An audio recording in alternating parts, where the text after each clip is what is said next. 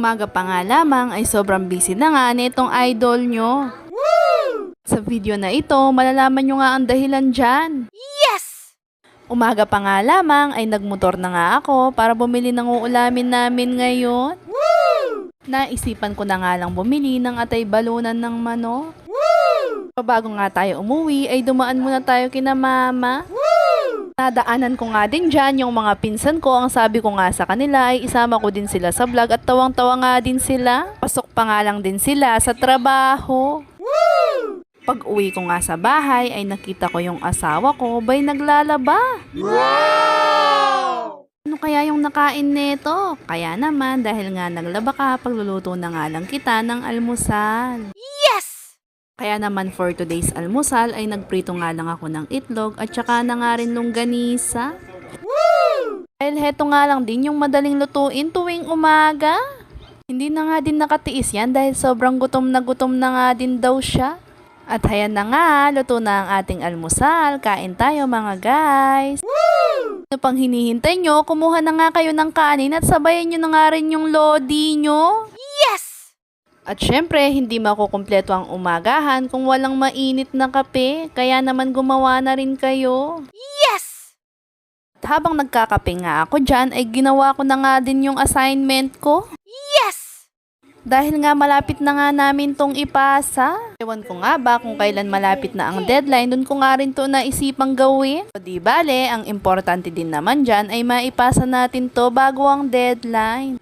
Pero heto, hindi pa nga ako natapos, may dalawang bata dito na nanggugulo na nga. Sa sobrang init nga ng panahon, ayan nga at nagtanggal na ng damit niya.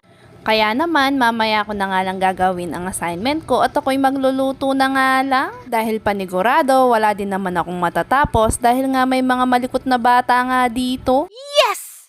Kaya naman, for today's ulam nga ay magluto naman tayo ng adobong atay balunan. Pero bago nga ang lahat, syempre lilinisin muna natin yan.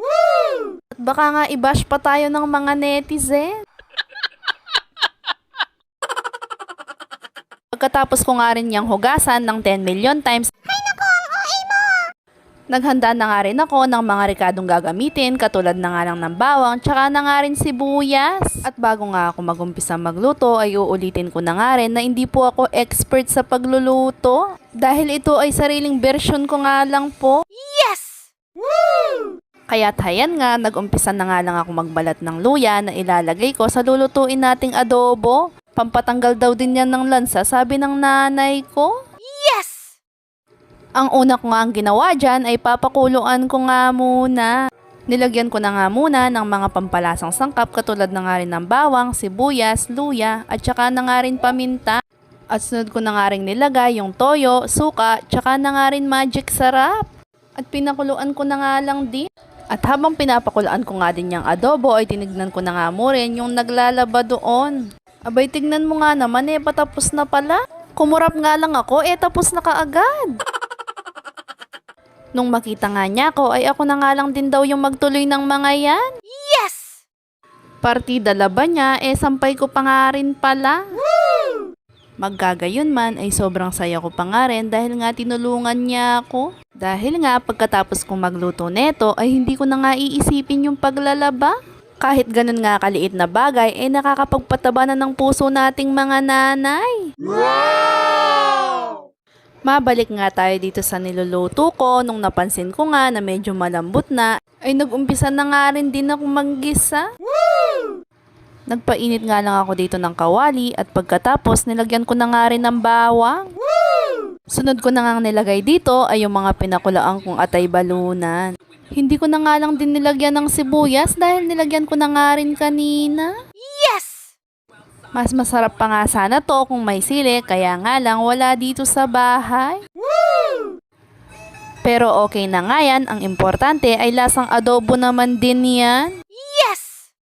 Hinintay ko nga lang din siyang kumulo at pagkatapos ay okay na nga yan. At heto na nga, luto na ang ating adobo. Kain tayo mga guys!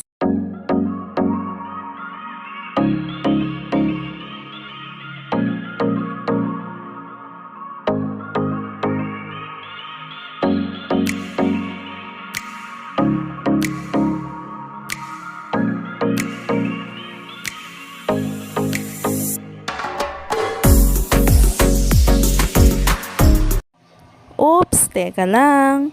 Baka naman hindi ka pa nakapollow sa page, please follow our page po. Pa-like, share, and comment na nga rin para naman updated ka sa mga panibagong updates. Salamat!